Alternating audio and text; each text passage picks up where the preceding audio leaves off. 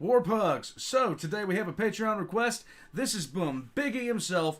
This is about America's freedom fighter, Lewis Millet, and the Medal of Honor hero of Bayonet Hill. Now, what do I know about this guy? Absolutely nothing. Who's going to be telling about us? The Fat Electrician. It's already going to be good, just based off that alone. I can't ever find my camera now that I've set things up new. I can't find my camera. I'm looking over here. I'm looking over there. I'm looking over here. And I finally look here. Look there. Okay, so like I said, this was requested by Big E. This is the Fat Electrician. I hope you guys like the new background. It took me a week to get that done. So, with all that being said, we're about to watch something amazing. The Fat Electrician, much kudos to him. All of his links are going to be in the description down below, not right next to mine. If you want to support the channel, I have merch done by Valk. There's, well, yeah, it really helps if I lean in front of it. There we go. It's back there. It looks lovely. Lovely painted. Lovely paintings. Got t-shirts, all the other kind of stuff. I'm shutting up. I'm moving on. Go to thefatelectrician.com for his merch. He sent me some about 2 weeks ago. But when I went to put it in the laundry, my wife folded the laundry. Where did she put it? She doesn't know. What do I have to do? Search the house. That's how my life is. Welcome to my hell. Here we go. This is Lewis Millet, as told to us by the Fat Electrician. Let's get into it. I told myself this week I was just going to do a nice 3 to 5 minute video on the Battle of Bayonet Hill.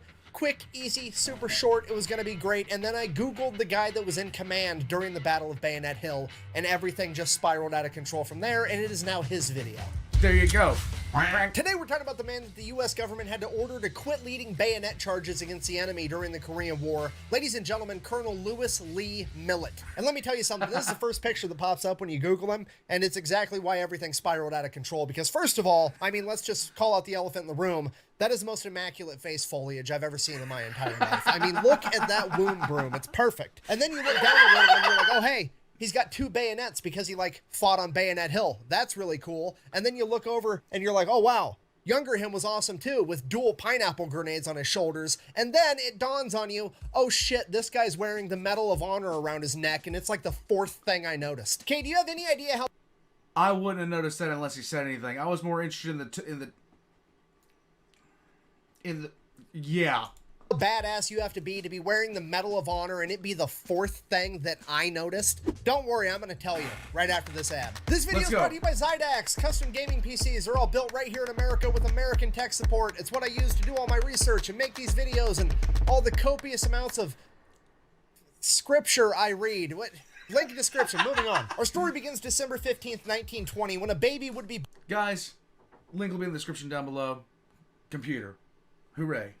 Born presumably with a mustache by the name of Lewis Millet. He would spend his childhood growing up in Mechanic Falls, Maine, where his family would hunt and grow their own food just to survive the Great Depression. So naturally, this kid's gonna grow up to be a pretty tough guy. Fast forward to 1938, he gets done with school and he wants to carry on his family's military legacy, but here's the thing, it's 1938. World War II is not gonna kick off until 1939 when Germany invades Poland, and even then, America's not gonna get involved until after Pearl Harbor at the very, very end of 1941. So since the U.S. military didn't have a whole lot going on at this point in time and no real big prospects on the horizon that we knew about yet, he decided he was just going to join the Maine Army National Guard, get trained up, and be ready in case his country did need him. Okay. So he heads out for training, goes through basic, gets that done. Now it's time to figure out what his actual job's going to be so he can head off to specialty training. But at this point in time, you didn't get to pick. But I mean, let's be real. He's an 18-year-old kid. He's rough. He's tough. He grew up during the Great Depression. Obviously, they're just going to throw him into infantry or like combat engineer, artillery, some type of combat MOS, right? No. Wrong. So they put him behind a desk. Let me guess. The Army looks at his transcript from high school and they're like, hey, you took keyboarding in high school. That's awesome. We need a bunch of male clerks in the Army, and typically we have to teach them from scratch because none of the young boys take keyboarding in high school because at this point in time it's seen as like a female-related job task because it's the 1930s and like 99.9% of all secretaries are female, and those are really the only people that need to know how to type. So you already have this skill set. That's perfect. we're just going to make you a clerk. And now Millet's pissed off because he has zero interest in being a clerk. He's never had an interest in keyboarding. The only reason he took that class in high school is because that's where all the future hot secretaries were, and that mustache isn't going to sit on itself, now is it? So obviously Millet gets told, hey, the Army doesn't really care what you want, you're going to clerk school anyways, so he goes, knocks it out because, well, he already knows how to type, it's not that big of a deal. Gets back home, it's now 1939. All the news starts coming out that Germany has invaded Poland, Jewish people are fleeing Germany due to increasing mistreatment, and he sees that war is coming on the horizon. And he absolutely does not want to be stuck being a clerk in World War II. Right. So he decides that he's going to ditch the National Guard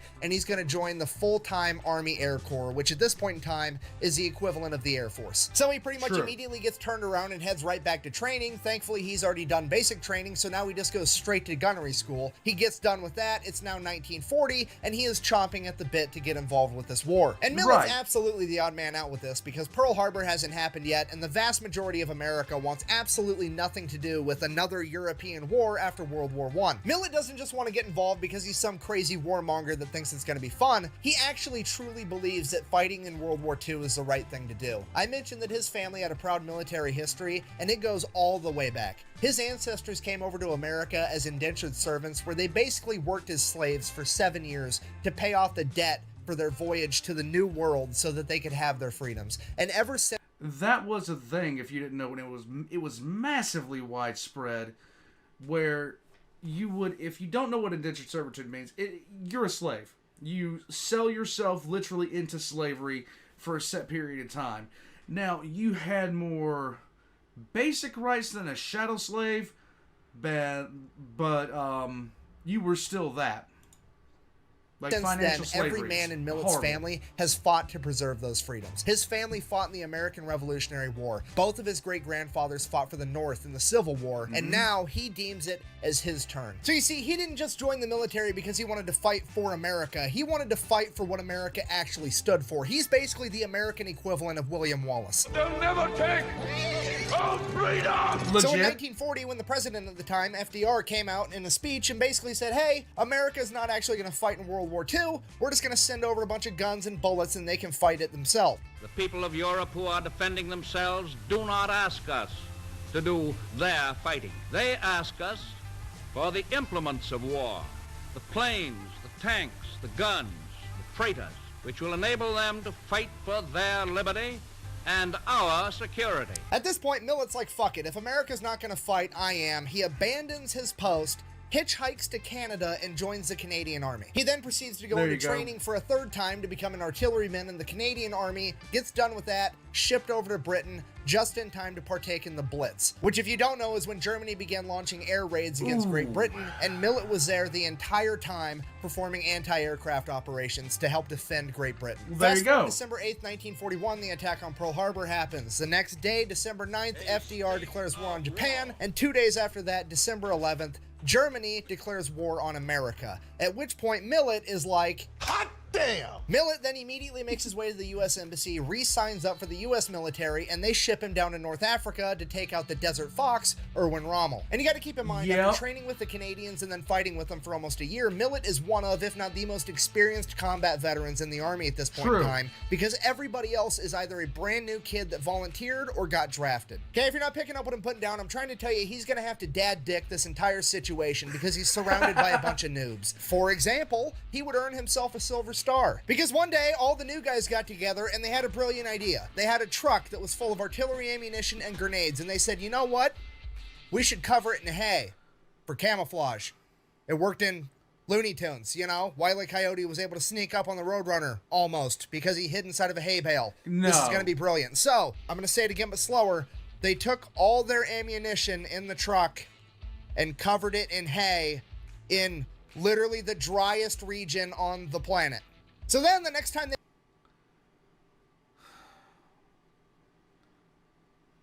you can't fix stupid. Anybody got a cigarette? they get into a firefight, the tracers from the enemy machine gun fire hits the hay, catches the hay on fire because obviously. And all the new guys are like, oh God, what do we do? what do? All our ammunition's on fire now. Maybe wrapping it in flammable shit in the desert wasn't a good idea. So the fire continues to grow, and then it gets hot enough that it starts cooking off all the rounds, and all the ammunition starts exploding in the back of the truck, and now it's putting everybody in danger. So naturally, the new guys freeze up and adopt the gun door defense strategy.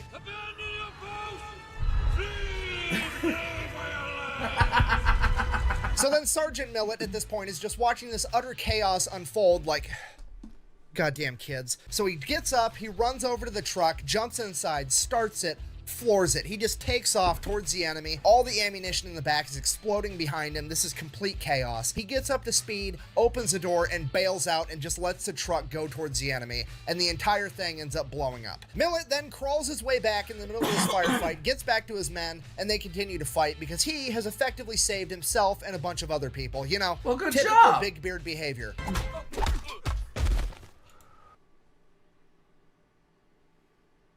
Damn straight. Damn straight. Prepare for battle!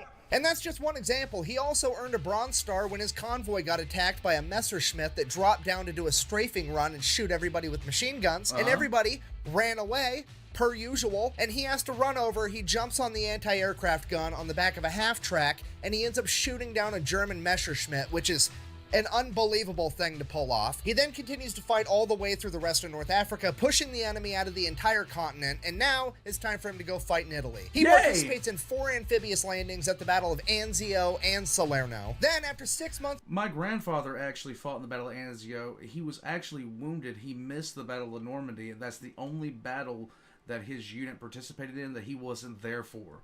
So, it's kind of crazy how life works when stuff like that happens, because when I went up for orders when I was in the military, one of the ships that was up was actually that ship. Yeah. Months of fighting in Italy and 6 months of fighting all the way through North Africa, his paperwork finally catches up to him, and the big army is like, hey, you deserted your post like 2.5 years ago. You're fired. Yeah, full court-martial completely kicked him out of the army. Then, nice. Without leaving the office when this paperwork got signed, he's like, hear me out. Can I join the army now? And they're like, yes, you can. And since you have so much experience, you're going to be an officer. Here's your commission. You're now a lieutenant. So now Millet's kind of pumped. This whole thing was just a bunch... What the fuck?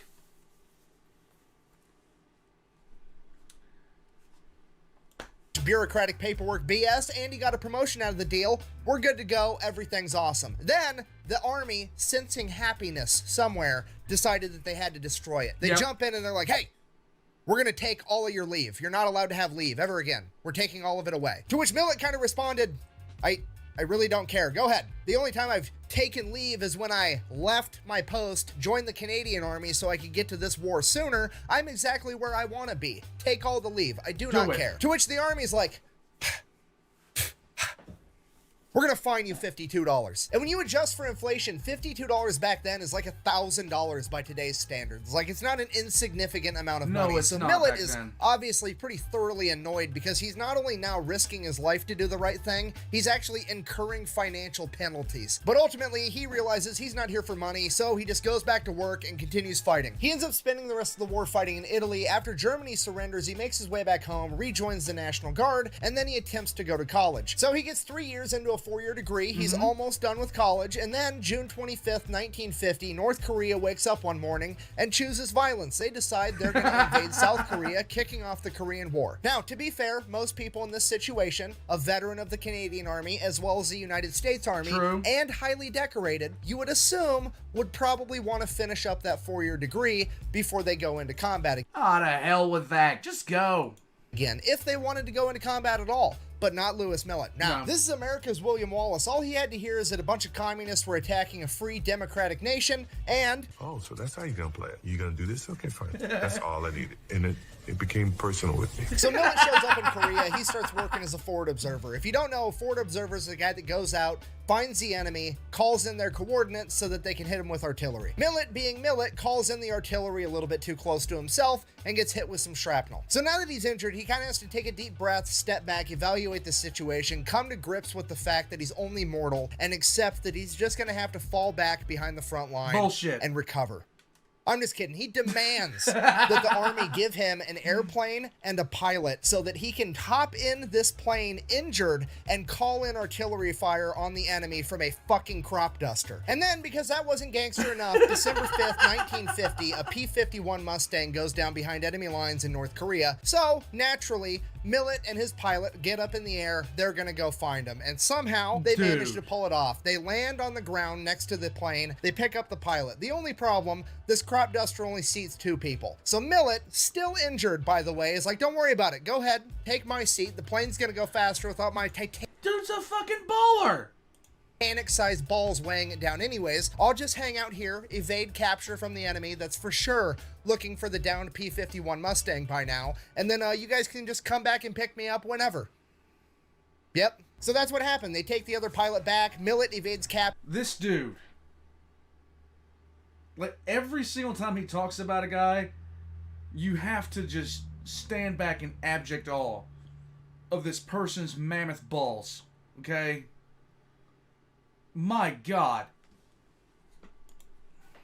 Capture all night long. The pilot picks him back up the next morning, and then he makes his way back, has a full recovery, and then by February 1951, he's ready to get back doing real dangerous stuff again, you know, combat. So they give him a promotion to captain and then give him his own platoon of infantry that he's going to lead into battle. Shortly after taking over this platoon, he intercepts enemy correspondence that says that the Americans are afraid of bayonets and close quarters combat, which is the funniest communist propaganda on the planet, because you know all these Chinese and North Korean communists were sitting around like, man, how come these Americans have so many bullets? It's like they never run out like we do all the time. And the communist leadership's like,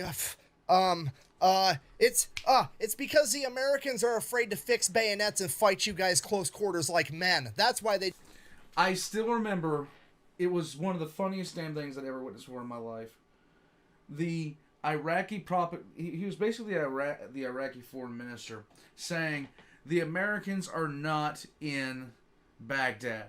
And in the background, on one of the streets of Baghdad, you see Abrams just driving down the street leisurely like it was just going on its way down to the Kroger to pick up some eggs.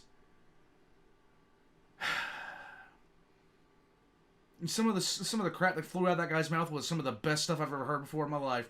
Americans are committing suicide at the gates of Baghdad. The gates? What the hell is this? It's not 1082. They just keep shooting you. It's definitely not because capitalism's better and it can provide them with enough ammunition to actually win a fight. That's definitely not it. Okay, and at this point in the story, you absolutely have to remember that Millet trained with and was in the Canadian Army in the very early days of World War II. True. And at that point in time, everybody just assumed that World War II was going to be reminiscent of World War I, a bunch of trench warfare. Meaning that Millet probably trained in how to conduct trench warfare with the Canadians. And if you don't know, the Canadians were absolutely terrifying in World War I. They were absolute savages in close quarters trench warfare. These guys wrote the book on how... Yeah, they would stab you in the dick and then say sorry about it because that's just how the Canadians were rolling back then.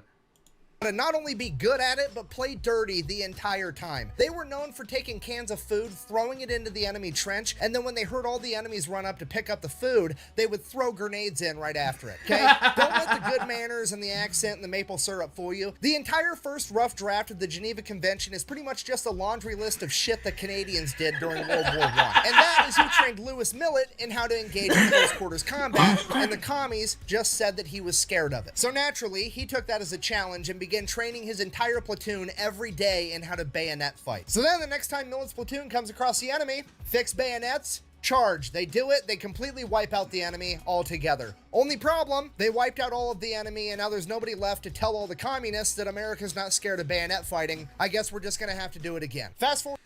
Piss poor planning means no one gets to tell you anything. Like, you gotta have a legend to spread. You gotta have at least one of them. Stab him in the leg. Let him go. A little bit, Millet, Britsky. his platoon, and 2 other platoons are trying to take Hill 180. One of the platoons goes to maneuver around to a flank, and they end up getting pinned down by heavy machine gun fire. The other 2 platoons are like, oh shit, what do we do? Millet just yells, fix bayonets, and starts charging up the hill. Just takes off. There's no ready, set, go. No 1, 2, 3. He just goes.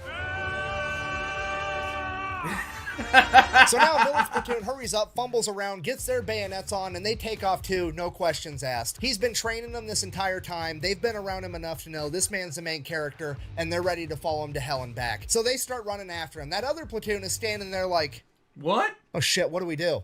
Is that the mustache guy that already led a bayonet charge last month? I guess. So they take off as well. There you go. Millet, at this point, is running up this big-ass hill, and he's like 60 yards ahead of his guys, and the grenades just start coming from the top of this hill. And he's dodging these grenades one at a time. He dodges one, he dodges two, he dodges three, and then his men behind him start trying to throw grenades up the hill, and they do. They throw them way past him, but they start rolling down the hill towards him. So now he's dodging grenades from behind him and from in front of him. Eventually, like That's the bad. ninth one ends up getting a lucky shot, hits him in the shins with some shrapnel, but kind of busy. I'll worry about that later. Okay. He continues to charge up the hill. Him and his men end up pushing back 300 communists off this hill and forcing them to retreat, completely fracturing their line. When the smoke settles, there's over 100 dead communists, 30 of them by bayonet. Now at this point, Millet needs to get medevaced, but he's got a couple things he has to do first. He's A, got to make sure that his men are squared away. He's not leaving until he makes sure of that. And then B, he's got to go over to what used to be the enemy commander and leave a bayonet in his chest with a letter that says compliments of Easy Company. So Millet gets medevaced, goes back, takes about a month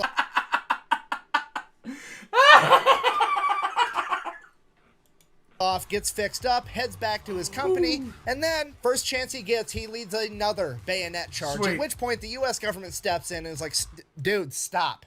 Okay, we're already naming Hill 180 Bayonet Hill. We're giving you the Medal of Honor. We can't have you getting killed in one of these bayonet charges. You're no longer allowed to launch bayonet charges. That's it. No That more. sucks. You're done. Come on, Fast forward man. to July 1951, he gets awarded the Medal of Honor by President Truman for the Battle of Bayonet Hill. He also gets awarded the Distinguished Service Cross for the other two bayonet charges that he led. Obviously, I'm paraphrasing a little. Where did his mustache go?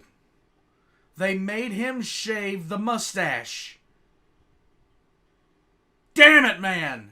Here, but when he received the Medal of Honor, he basically said, this medal doesn't just belong to me, it belongs to all of my men as well, because without the other 100 men that had my back, I would have just been some crazy guy running up a hill to my death. Alright, so just to recap, he served in 2 armies, he fought in 2 wars, he has the Medal of Honor, the Distinguished Service Cross, the Silver Star, and the Bronze Star. It's probably time to retire, right? No. Wrong. He immediately transfers to the 101st Airborne, gets jump qualified, becomes a paratrooper. Why? That wasn't hard enough, so he goes to Ranger School, like the hardest military school at this point in time, passes it, absolutely no problem. So then he decides, hey, we got these helicopter things now and they can hover. I'm going to go ahead and try rappelling out of one. Becomes the first man to ever rappel out of a hovering helicopter, officially becoming the godfather of air assault. Then Hold on a second.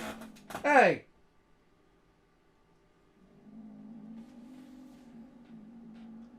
This is the background sound of my room right now. Vietnam kicks off, and we really have no idea what he did because he was an advisor for the CIA, meaning he was mostly doing a bunch of extracurricular gangster shit that none of us are allowed to know about. Probably. After Vietnam, he would finally retire after 35 years in service, having earned the Medal of Honor, the Distinguished Service Cross, 2 Legions of Merit, the Silver Star, 3 Bronze Stars, 4 Purple Hearts, and 3 Air Medals. He would then go on to live happily ever after son. with his wife until passing away in 2009 at the age of 88. In conclusion, Colonel Louis Millet didn't just fight for America, he fought for what America stood for, and he was willing to stand for it even when America wasn't. And that is absolutely why this week's video has been about Colonel Louis Millet and not just the Battle of Bayonet Hill. Thank you for watching. Best way to support the video is go buy some Baller. merch over at thefatelectrician.com. Quack bang, out. And my records catch up when they court-martialed me for desertion, found me guilty, and they fined me $52 fine and made me a second lieutenant. The minute Louis Millet turned 18 years old, 1938, he would join the Maine National Guard. Jesus Christ. I do it too. I do. Would you knock it off? Stop it. Stop growling.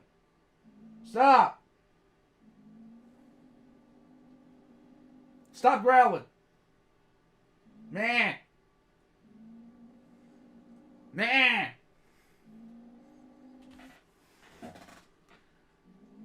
Stop. Stop it. Knock it off. Stop it. I'll argue with my cat later. Christ. Maine National Guard. National Menards. Fuck.